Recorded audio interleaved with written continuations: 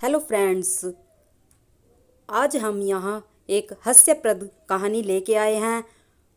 ऊंट का कुब्बड़।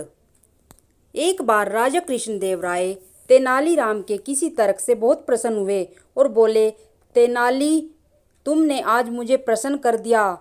इसके बदले मैं एक पूरा नगर तुम्हें उपहार स्वरूप देता हूँ। तेनाली ने झुककर उनको धन्यवाद कहा। इसके बाद कई दिन बीत गए, परंतु राजा कृष्णदेव राय ने अपना वचन पूरा नहीं किया।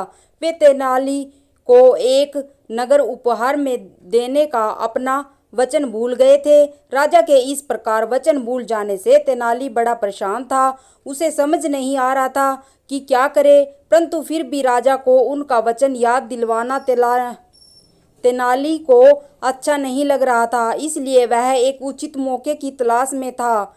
एक दिन एक अरबी व्यक्ति विजयनगर आया।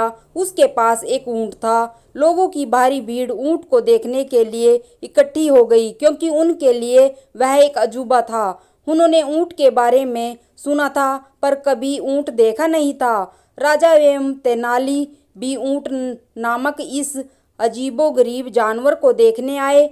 दोनों एक साथ खड़े हुए ऊंट को देख रहे थे। राजा बोले, तेनाली, निसंदेह ऊंट एक विचित्र जानवर है।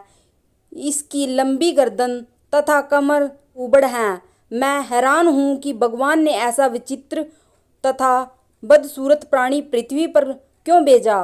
राजा कृष्णदेव राय की इस बात पर तेनाली को जवाब देने का अवसर मिला, और वह सदैव की तरह आज भी अपने उत्तर के साथ तैयार था। वह बोला, महाराज, शायद क्या, बल्कि अवश्य ही यह ऊंट अपने पूर्व जन्म में कोई राजा रहा होगा, और शायद इसने भी कभी किसी को उपहार स्वरूप नगर देने का वचन दिया होगा और फिर बाद में भूल गया होगा। अतः दंड के रूप में ईश्वर ने इसे इस प्रकार का रूप दिया होगा।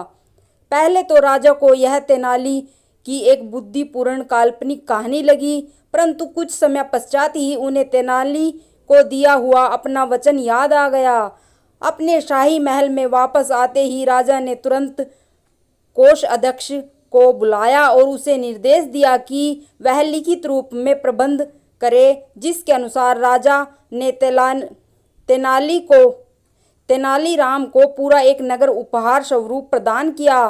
पूरा एक नगर उपहार स्वरूप ग्रहण करने के पश्चात तेनाली ने राजा को धन्यवाद दिया, और इस प्रकार एक बार फिर तेनाली ने अपनी बुद्धिमानी से काम लेकर राजा को उसका भूला हुआ वचन याद दिलाया।